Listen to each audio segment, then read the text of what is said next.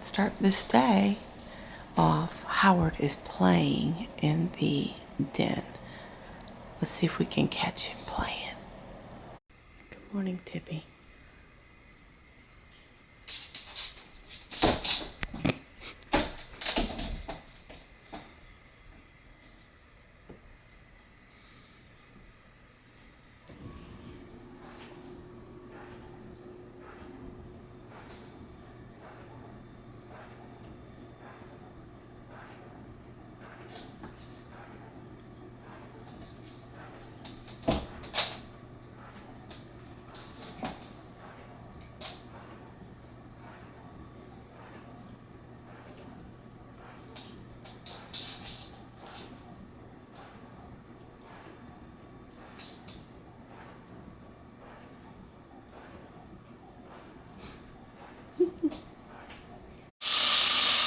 Alright, I'm making us some lunch.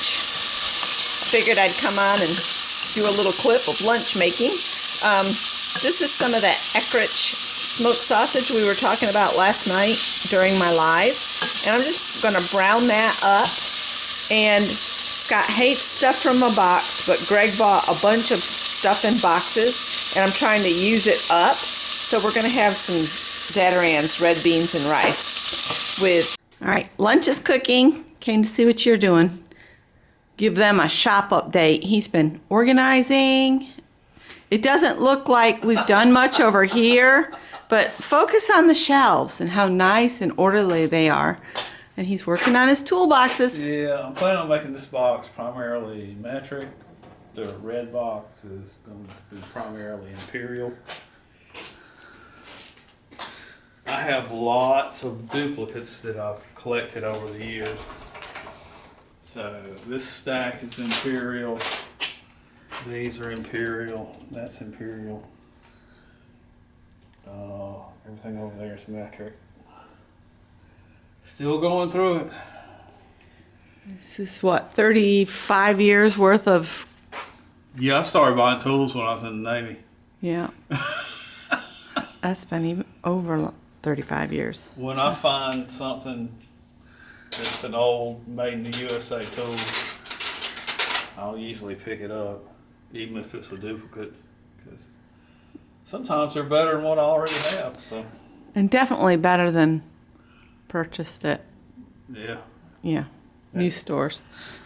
These are duplicates I'm gonna give to Greg. Of hammers and stuff and wrenches. No, oh, the wrenches. All right. I think I might put hammers on a pegboard. That would be cool. Well, you might have room back here because we don't know if he's going to use all of these shelves. He got these shelves for free, right? Yeah. From where? From Bose when they broke down the temporary facility, right? Yeah. Was that what that was? This was leftover stuff from temporary facility. So basically, this is organized into painting, automotive, spray paints. And down here we have power tools that are in cases, power tools that are in cases, fasteners, so we got nails, screws, and fasteners for pneumatic, nailers, overflow screws. we when we got started, he kept finding bags of nails. So he's put them in recycled containers. There's more screws. And there's more. Yeah. So, yeah. And he'd been talking about it. We got these shelves for free, but they're really too deep. Things get kind of lost on them, except when you look at the paint, because the paint goes all the way back to the wall, doesn't it? Yeah, it does. I wouldn't mind something. Woo. It's no problem if that one breaks, because we have like 75 tape measures. I got tape measures everywhere. That's your good one. Let's see how good it was. Ooh, it is good. These are 2 foot. 2 foot deep. And you would much rather have them maybe... I'd like to have them about maybe a foot or... 18 inches? Maybe 16 or 18. 18's pretty deep. Yeah. Stuff gets lost back there. See, I'm not even using but 7 inches Of that of shelf. this, 7 inches of this, 10, 12 of that. I'm using a lot of these. Yeah. It's wasted space, and over a period of time, stuff gets shoved back there, and you don't know what's back there anymore. Exactly. So. All right. Well, that's our little shop update. It's going to continue. He's got a layout plan of how this is, all the tools are going to be lined up around.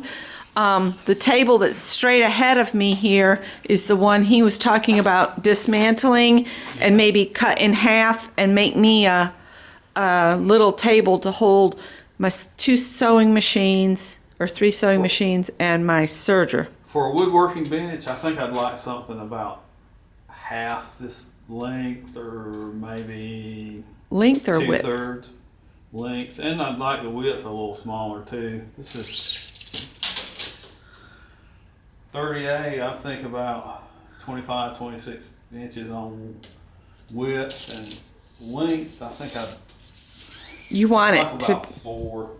I think 4 feet is a good length for me. well, let me bring something up to you real quick. If you cut that to the length you want and then just make me a table of what you have left, I can use my half kitchen table plus that would hold my other 2 machines. Well, I think I'm going to start from scratch. Oh, okay. I think I'm going to split this in half. What is this? You said 38, 38? so it'd be 19 inches. Yeah. Split this top in half. And then I think I'm going to get rid of this base. This base is an old rack for test equipment. Yeah. And it's heavy and it's awkward and it's not laid out nice. It's great for if you're going to build a test system to test electronic circuit boards, but it didn't make a very good workbench. Well, lesson learned. And usually, the only thing that cost a lot of money on that whole endeavor was the top The top and the vise. and the vise. The vise is giving me trouble. I don't know if I can fix it or not. Uh-oh. And this This is what he made for these bins, but I'm thinking something like this for iris cases for my craft room would be awesome. here's more woodworking screws. Yeah, and he hasn't labeled them yet, but I ordered the label for the label maker so he can label everything. All of these little bins inside of here interchange. Uh-huh. So as I put more and more stuff in, then I'm gonna move them around. This isn't the final location of everything. Yeah, and what happened here is why they're snug is the older version of these boxes from Harbor Freight are a little smaller. So he built them to fit that size. Well, the newer stuff that's come in, it's a little tight. Yeah. So, I mean, that's the thing about Harbor Freight is the quality is not, Always 100%. yeah. I think I can wax the insides of these and that'll solve that. So along this wall is going to be cross-cut operations, like this big radial arm saw, the small one, the Scroll? What do you call it? Band? Miter saw will go over here. Rip top operations are going to be towards the middle. The workflow will be this way, so there'll be table saw, joiner, planer, bandsaw, all, so that workflow is in that direction. And the lathe and the scroll saw, it can go anywhere. Yeah. So that's his plans, and this belonged to his grandfather. Yeah, that's going to be sold. That's this is a metal lathe, a screw cutting lathe. This was originally a treadle lathe. It used to have a set of pedals and a flywheel on it. Somebody would sit here and pedal along and turn the metal. So that's what you get the apprentice. You know, you could get him on the backside of the pedal. You say, "We're going to run the lathe today, apprentice." And he gets over there and pedals and he can stand up here and turn. Yeah. Yeah. So there's nothing wrong with this. Works. It's just I'm not a metal worker. and it's kind of in your way. Yeah. It weighs a ton, so there would be no shipping this bad boy anywhere unless somebody wanted to drive to pick it up. I have the motor, the speed reducer right there. This was originally set up on a line shaft operation inside a factory. This predates 1900s. It's late 1800s. All right. Well, I need to go back in and check on lunch, and we'll do another shot.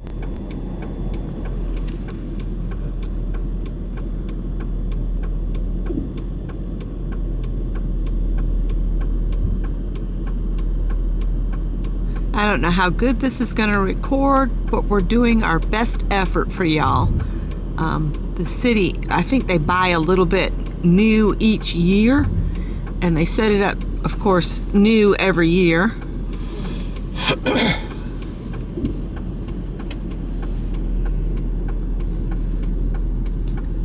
All right, when we get in closer, I'll come back on.